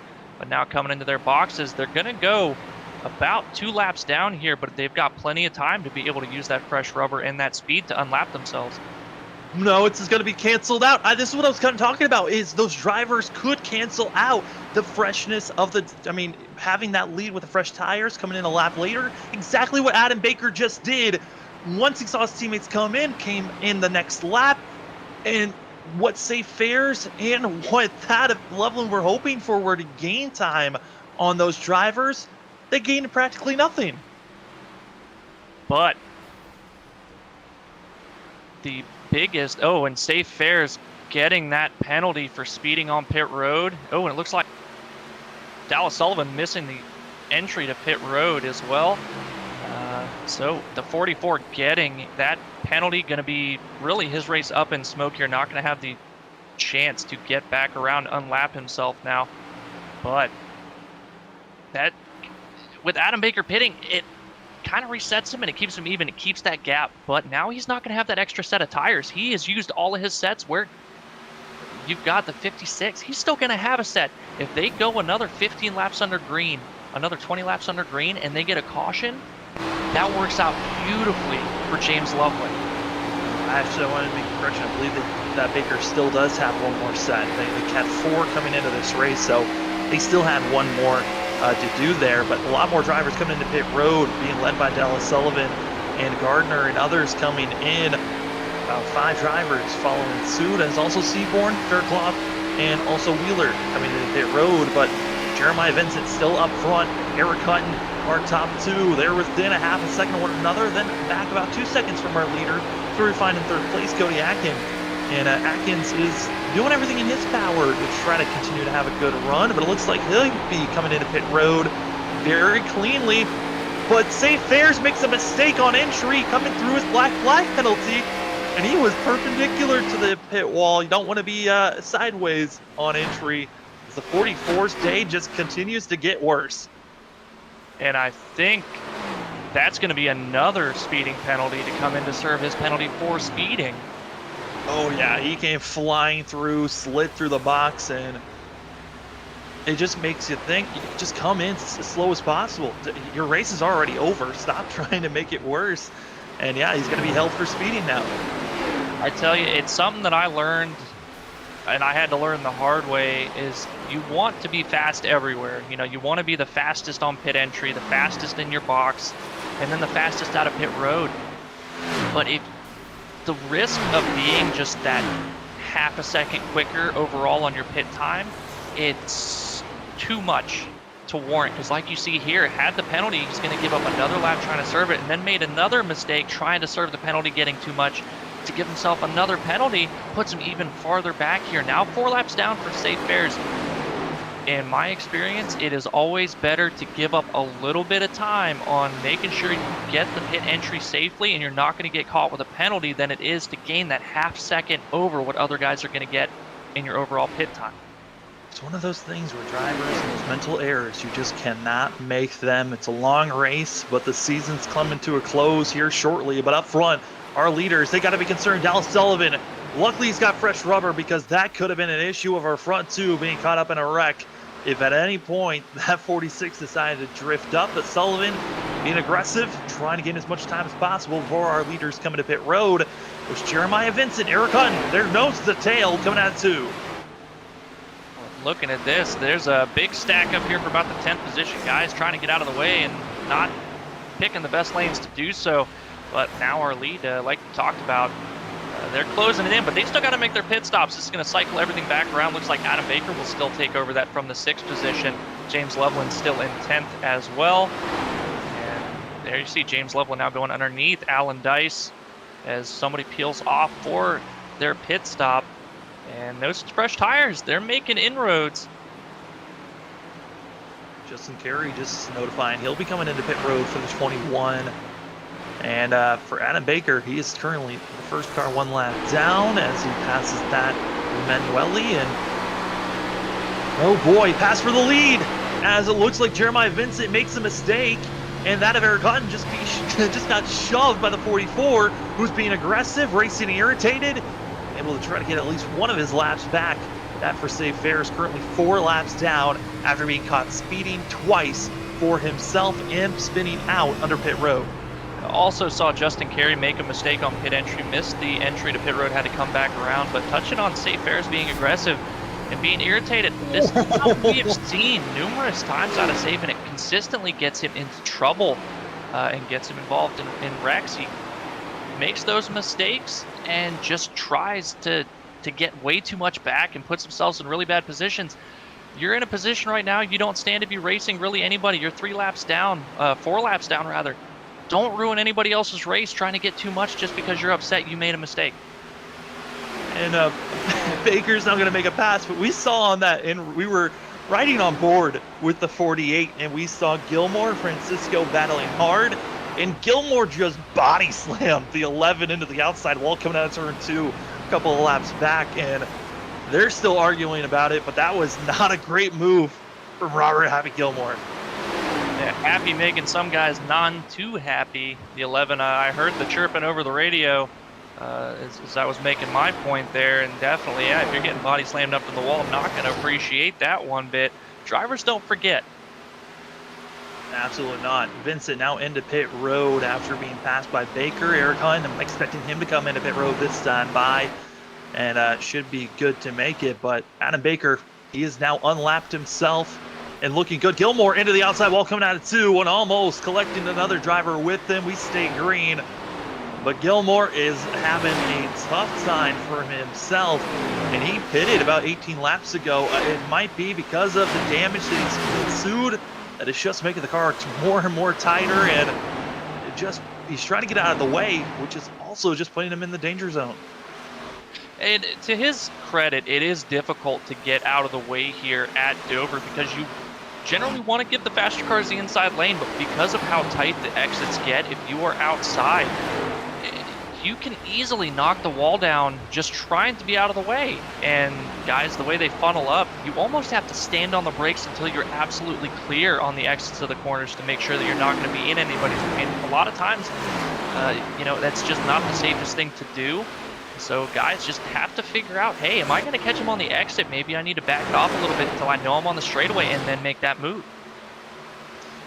Yeah, I mean, it's so difficult for sure. And overall, patience is going to be the key. You touched on it right before we went green at the start of the race. I mean, that was one of the main factors for these guys. It's a long race in this track. It takes some time to build up to get by someone. But Eric Hutton right now, he is being challenged, pushed around, and he's getting a lot of lap cars trying to get by that of the 88. And for Eric Hutton, this is the one downside of staying out for so long is that you got drivers with fresher tires and about to be 3 wide as Timmy Emanuele getting aggressive for himself. That is a very gutsy call trying to get by the leader who's stuck 3 wide on the outside. But sometimes when you got these drivers with fresh tires, they can block off when you need to come into pit road. Yeah, that's the big thing. You got to let everybody know pretty early, hey, I'm planning on pitting this time, and make it known that you're going to be on the bottom of the racetrack. You can't afford to have guys when you're trying to make a stop think you're going to give them the position because you've got the more worn tires and get stuck on your inside and have to get shuffled around, go around again. And it still seems like Eric Hutton content with staying out here. I've got to point out that just ahead of him was Anthony Pelican. just to make that pass 2 laps ago, I believe, the third place guy on track. So still now only to the top 3, I believe, on the lead lap. James Loveland should be just behind Eric Hutton at this point to unlap himself momentarily. Hutton has stayed out way too long. At this point, he is banking on a caution because otherwise he's trying to save enough fuel to make it to the end. There's no more time for him to gain all this time back. He's gifted too much to Baker. I mean, looking back to even that of Jeremiah Vincent, he's stuck in 8th place trying to run down Adam Baker, and that difference is over about 15 seconds. And even the fact that Jeremiah Vincent is running about a full second faster than Baker. Oh boy. Sorry. Oh my goodness. What is going on? It looked like Justin Carey got into the back of the 22 of Wheeler coming through 1 and 2, and Wheeler, great job saving it, knocked the wall down, but did not go around, did not bring out that caution a lot of guys were hoping for. The 14 saw that puff of black smoke. He just blew up on the front stretch. Ostrowski, he'd been trying all night long to try to conserve the 14, to try to get as many positions as possible as everyone else has been having their woes. And it looks like 25th position might be where the line ends. He's trying to stay low to coast it to pit road. This is dangerous for himself because if at any moment he comes to a complete stop, yellow flag could wave, but he's down on the apron. We're going to stay green. Good job staying out of the way, and unfortunately that was something that I was worried about. Went back and looked at these setups. I believe they're just running one of the fixed setups that iRacing provides for Dover, and I was looking at the tape configuration, and that is something you have to worry about, especially Dover. The revs are pretty high here, that if you get a lot of nose damage, you might have to worry about overheating, and it looks like the 14 just a little bit too hot for too long, and race goes up in a puff of smoke. No, I touched on the 4 drivers that have been so consistent. Only 4 drivers that have averaged a top 10 finish this season. Adam Baker, who's averaged a 2nd place finish all season long. Safe Fares is averaged to be in the top 7. Eric Hutton, 8th is his average. Anthony Pelican has averaged a 9th place finish. And we're seeing 3 out of those 4 drivers up front in our top 10 looking great for themselves. As Eric Hutton into pit road could not stretch it any further for the 88. But they've been doing very well at staying consistent. I mean, Baker's still consistently running in the top, top 2 first currently, with Anthony Pelican in 2nd place. And Pelican has Loveland behind him, which Loveland doesn't even look like he's poised or close enough to even try to challenge Anthony Pelican. Top 3 extremely spread out. A caution is what is needed to get it spiced up a little bit of drama for them. Yeah, for sure. And a lot of guys, like James Loveland, guys that still have that set, they're hoping that somebody brings it out. If you're Eric Hutton, you're on the lead lap, and that's great, but you are over 20 seconds back now to the leader. The leader, I believe, is going to be just behind him on track by a couple seconds. And you can unlap yourself here, but Eric Hutton did not give himself a lot of time, now only having 15 laps to get back around to Adam Baker. The fresh tires, he's going to be able to make up a lot of ground, but I do not believe he's going to be able to make up a full lap in 15 seconds. He's got to do a lap and a half to try to get himself up front and pass for the lead. There's no time for Eric Hutton. He's got a wall of cars in front of him of drivers battling hard. That's Steele. He's going to go 3 wide, trying to make the pass there. There's contact made between Steele and I believe that is Carey, and they continue to drive on by. In front of them was also that of Anthony Pelican, who has to go high. 3 wide being made for drivers on fresher tires over the 98, and just drama everywhere. And the different tire strategies certainly causing drivers to be wary of themselves. But yeah, there's not even enough time for Jeremiah Vincent, who's currently in 6th place, to catch up to Adam Baker. He's 14.5 seconds back from the 48, and he pitted about 14 laps ago. I mean, that was the one thing that was always lingering in my mind, was I liked the call from Baker to pit as early as some of those guys that stayed out during our last caution, didn't pit for tires, and a great strategy for themselves that's working out. And Baker, he wanted to make sure that Loveland and Forsyth, they did not have an advantage when they pitted to try to gap themselves over the leaders, and it works out for the 48 currently, as no yellow has been waved. And it really just shows the experience that Adam Baker has, realizing that his biggest disadvantage was how little time he was going to have at the end of this race after his mandatory pit stop, not going to be able to make it on fuel. Decided to come in right after the guys on the opposite strategy did, really reset himself with the track position, and it's paid off pretty well. Able to hold on to the lead here pretty handedly as well. 7 seconds back to 2nd place. And then really his nearest competition as far as pace goes, that of James Loveland in third, even farther back than that. And an update on Eric Hutton, running 23.7 second lap times and still looks to be a lap down, running over a second quicker every lap. I mean, you're going to need 20 plus laps to make that position back up to get back to the lead, and then the times are going to start to even out as that run goes on. Just has not given himself enough time. Really should have come in when he realized that Adam Baker was about a straightaway behind him and not allow him to gap you too much here. Now going to be able to go around Adam Baker momentarily as he's finally caught up to the back bumper of the 48 to unlap himself. 10 laps to go. Rewatched and re-saw Jeremiah Vincent's pits to box, and he did not take 4 tires. That's why we're not seeing the 9 really closing in the gap as fast as I thought he should be. And that is another scenario where we've seen the 9 being fast, but it's a strategy call that really shoots him in the foot where he doesn't have a shot to even win this thing. Well, he's not going to have a shot to win, but he's battling right now with Cody Atkins in the 81 for that 4th position. So definitely a solid top 5 play here for Vincent, but it's not been easy. He has been battling really hard with Atkins just to solidify this 4th place spot. Not going to be making too many more gains to the front as the gap in front of him to Loveland is pretty substantial. But if he gets a caution, this could play out pretty big for Jeremiah Vincent.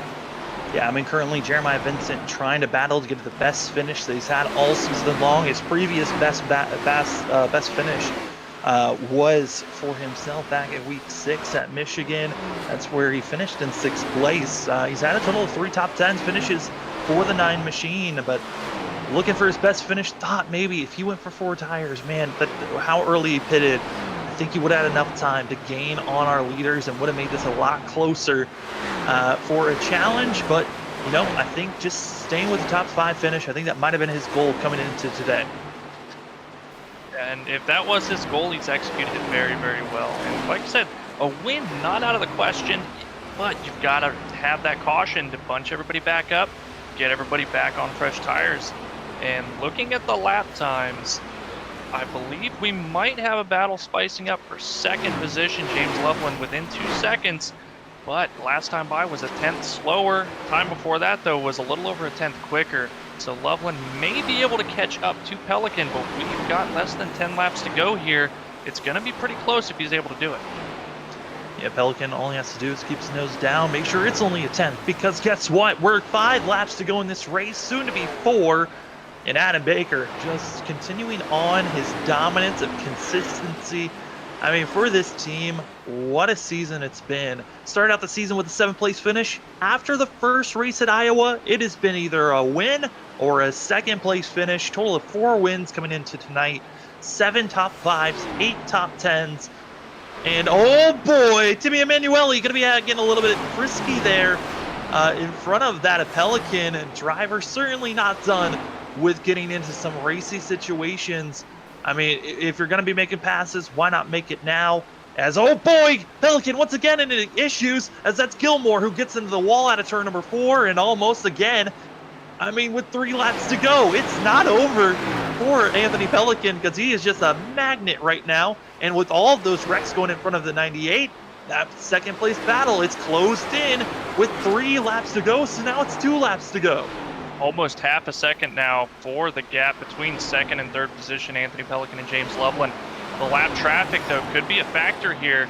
May be pretty difficult for Pelican to get around them. He's been taking his time so far to try to navigate that and just click off solid lap times, but Loveland is coming in a hurry, and now you can see the urgency with Pelican as they come around. 1 lap to go. 1 lap to go. What a season it's been for the 48 machine. Adam Baker, he is going for win number 5 and trying, and he will continue on the streak of finishing in the top 2 since week 2. 5 wins in 9 races. He's finished in the top 10 every single race out of 4. Winning here for the Nashville Next with Benny 200. Below the Double Yellow Xfinity Series, it's been all Adam Baker, and coming out of turn number 4, Pelican gets some lap traffic in front of him, and Loveland able to secure 2nd place. Loveland for 3rd. Cody Atkins able to get 4th place with that of Jeremiah Vincent getting 5th, his first top 5 of the season.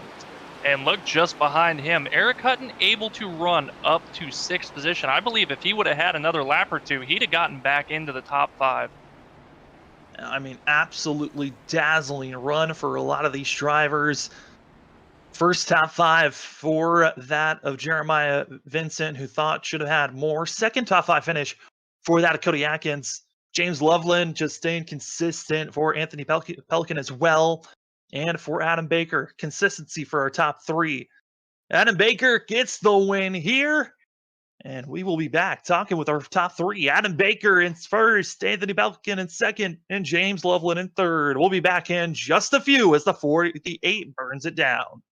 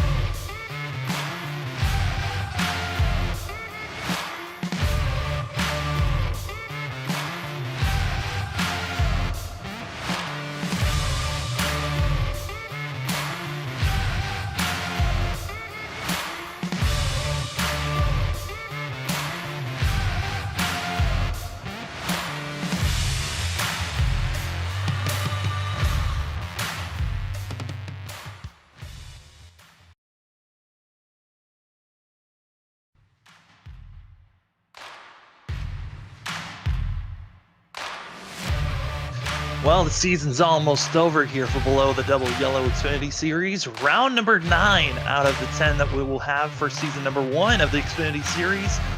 Adam Baker has decided to win half of those races so far, as this is win number 5 out of 9.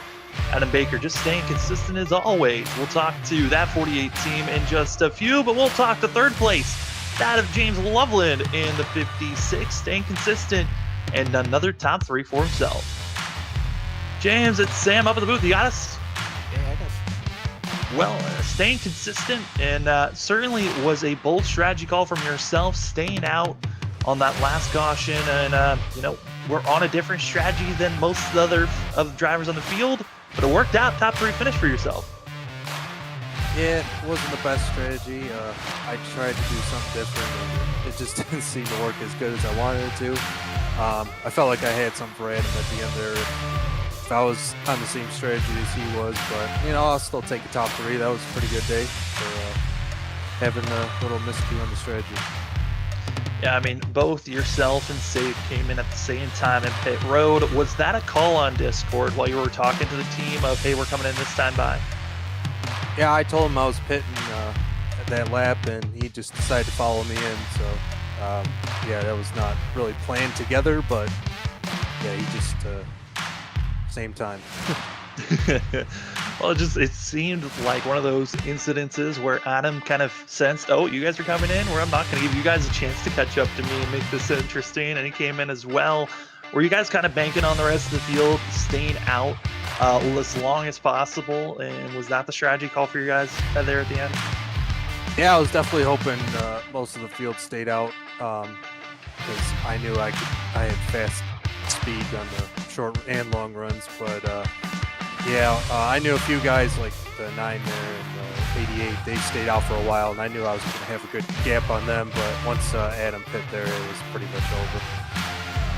Yeah, I mean, James, this was the last, strategy of races where tires matter. We're going to Daytona next. How are you feeling about going to that chaos? It's going to be definitely interesting. First race I've ever ran on a restrictor plate with no fast repair, so I'm definitely going to plan a strategy throughout this week and figure out what I'm going to do for Monday. Certainly is going to be a wild one, but before we let you go there, James, the floor is yours for any shout-outs. Yeah, thanks to you guys for doing the broadcast. Always do great. Thanks to this Below the WL Line series. They always put on a great series. Great group of guys here. I really enjoy racing in this league. I didn't know what to expect joining, and they've really showed some hard fun racing. Well, it certainly has been fun to see you getting a little bit better each and every week that you've been with these guys, James, and excited to see you. Hopefully you'll win next week or finish in the top 3. Good luck next week, though. Yeah, thank you, guys.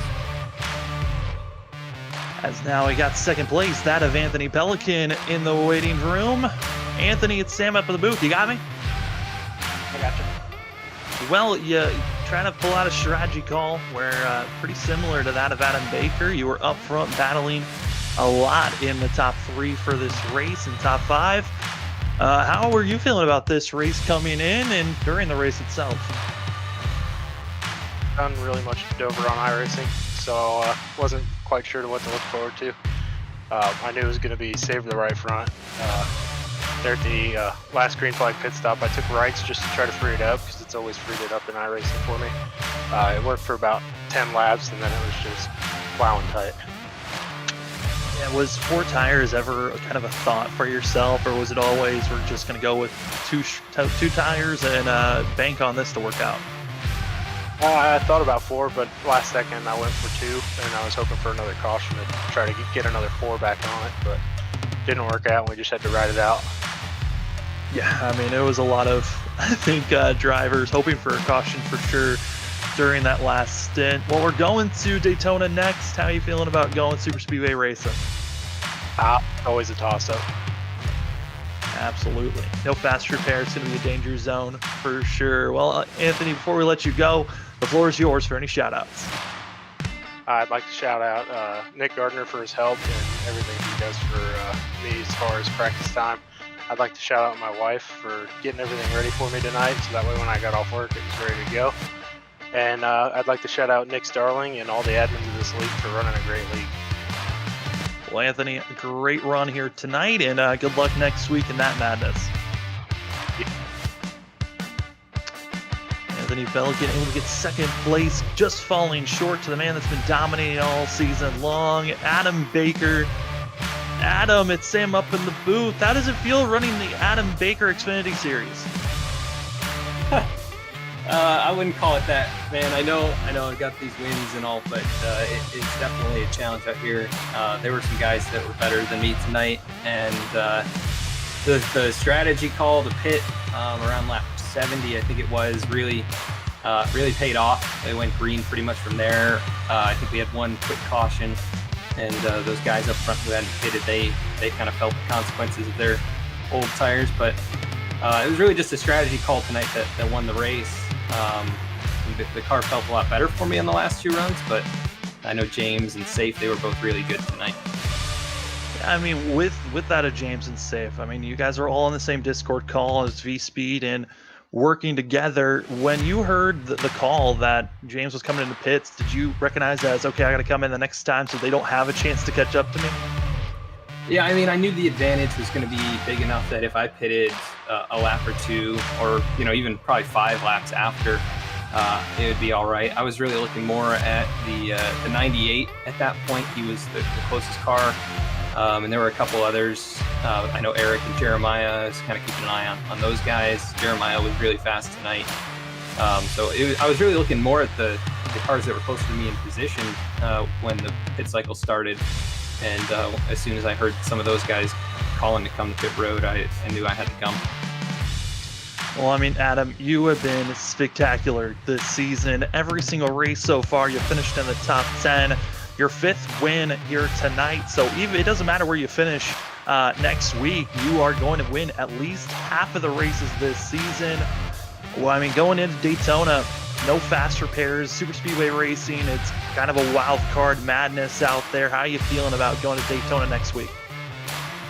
Yeah, I mean, it's a crapshoot. So the goal would be to obviously get a win. It's so tough. I don't think I've ever won a league race there. I have won a bunch of official races, surprisingly, at Talladega and Daytona. But, I'm just going to try and keep the car clean and try and be there at the end and hopefully have a shot at, at least the top 5 would be nice to end the season on, but, just at least trying to survive the race in general would be nice.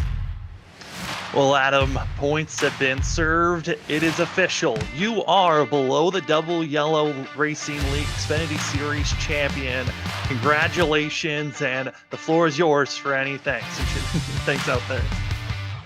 Yeah, I'd like to thank you guys up there in the booth for broadcasting this season for us. It's been a lot of fun to go back and watch, and you guys do a great job, and definitely cool to see you guys learn how we race and get to know us over the season. It's been a lot of fun. I want to thank Below the Double Yellow for everything that they do, all the admins for helping to put on these great races, all the sponsors, US Freemasonry, Outlaw Desert Racing, Tricky Facebook Gaming, Basic Joe's, V-Speed Garage, and Nashville's Next with Benny. All the sponsors of all the races wouldn't be possible without all of them, and of course all the drivers that come out each and every week, the team at V-Speed, and all the fans that came out to watch each and every week. We still got one more, so let's see if we can get another one. Well, we can now say it, the champ wins again, and congratulations on the win here tonight and clinching the championship. Adam, good luck next week. Thank you, guys. Well, Brandon, I mean, it's official now. I mean, we've had a sense that he had practically locked it up about 2 weeks ago for Adam Baker being the champion, the driver's champion of this series. Short season, but the consistency certainly was there. Every single race finishing in the top 10. Only one race, and that's the first one at Iowa, finishing outside of the top 5. And when he wasn't in finishing outside of the top 10, he was finishing either first or second place. Crazy action there as your top 10 coming in. It's going to be Adam Baker winning this thing, Anthony Pelican in second, with James Loveland, Cody Atkins in fourth, that of Jeremiah Vincent fifth, his first top 5 finish of the season. Eric Hutton in 6th place. Then Dallas Sullivan, Nick Starling, Nick Garner, and Justin Carey able to get a top 10 finish for himself. Our top 8 only drivers left on the lead lap. Utter dominance as we were able to stay green after a chaotic stage 1. Biggest driver of note has to be that of Safe Bears, the multiple penalties and incidences that he had. And then other drivers that just had woes here. I mean, Robert Gilmore looked like he was going to have a solid day, but that just spiraled and tumbled out of control after the halfway marker of this race. Yeah, Gilmore finding himself in a little bit of trouble, and it just kind of snowballed from there, like you mentioned, finishing 21st here, 3 laps down after running top 10 very solidly for a good portion of the race. And also got to point out, just below him in 22nd, Bryce Seaborn in the 76 was not having the best day, qualified outside the top 10, but had gained a good bit of speed and then just kind of caught the wall too many times, fell behind maybe on strategy there. Race just not working out for him. 5 laps down in the 22nd position. And talking about Justin Carey in the 10th position as well. Found himself in a few issues and kind of was off sequence on strategy a little bit, found himself a little bit behind, but it was able to power through, and we saw late in the running there, battling pretty hard with the 39 to just get inside that top 10, bring home the top 10 finish tonight. Dennis Fairclough behind him, or behind the two of them, and Lane Sulfridge in the 13th position. Again, another one of those drivers that was having a really good run and just kind of found too many mistakes, found the wall a couple too many times, put himself outside the top 10 for a 13th place finish. But, I mean, considering, Gilmore and Seaborn, not too bad of a day for the 80. Yeah, I mean, I know we've got the Baker clan cheering on this one. Happy to see Adam Baker in victory lane once again. But this has been a crazy season overall. It's been fun to watch all the drivers at all the different oval action. But it is going to get absolutely crazy. Side-by-side action, 2, 3 wide. Who knows? We might even try 4 wide at times to avoid some wrecks. No fast repairs at Daytona. It is going to be a madness. And like we heard, it's going to be a crapshoot out there on who can stay up front, who can have the cleanest car. And it's going to be exciting. My name is Sam Zyer. With me was Brandon Colley. We're now going to send it up to that of Robert Moyer Jr. to finish out the call here from Dover. All right. Thank you, gentlemen. Great calling here from Brendan and Sam, like usually. Man, it's been a long 2 months of racing here with Below. We want to thank them and can't wait to finish off the season next week at Daytona. But, real shout out, man, to Adam, man. Like you guys were saying, what a dominant season. What a dominant season. To wrap this up already, even before the last race of the season, congratulations to Adam Baker. What a clinic he put on right now, and everybody in this league has gave him a running week in and week out, and we've seen some brightness from some drivers, and it just didn't pan out. Brandon Colley said it earlier tonight. He just outsmarted a lot of drivers, and don't take it for granted, drivers out there. Write down them notes and do what Adam does, and you can beat him at his own game. Anybody can be beaten at their own game if you play the game the same as they do. But like we said, next week's going to be the last race for these guys here. 2 months long season here for these guys. But if you enjoyed this content here at Freaky Fast Broadcasting, don't forget to hit that subscribe button over there on YouTube. We do much appreciate it. And also hit that like on this video. It helps us out and helps the league out and helps everybody out in general and overall here at Freaky Fast Broadcasting and iRacing itself. But tomorrow night, we're going to be with Zach Hall, and we're going to have Brandon Colley calling all the action tomorrow night at Iowa, and that's going to be a fun race to see with the ARCA cars and the Cup cars with Evolution Racing League as we go live at 7:20, and then we have a doubleheader and we go live at 9:20 Eastern Standard Time with the Cup cars, and we'll see how that all works out with round number 2 of their playoffs are starting in the ARCA and their Cups tomorrow night. So make sure you tune in tomorrow night if you're not busy, and give us a shout out, give us a hi, or just swing on by and say hi. We'll say hi on back, and hopefully you stick around and listen to Brandon and Zach call all the action. But until tomorrow night, we want to wish everybody a happy Monday. And until tomorrow, God bless everybody. We love you all. Peace out. Bye, everybody.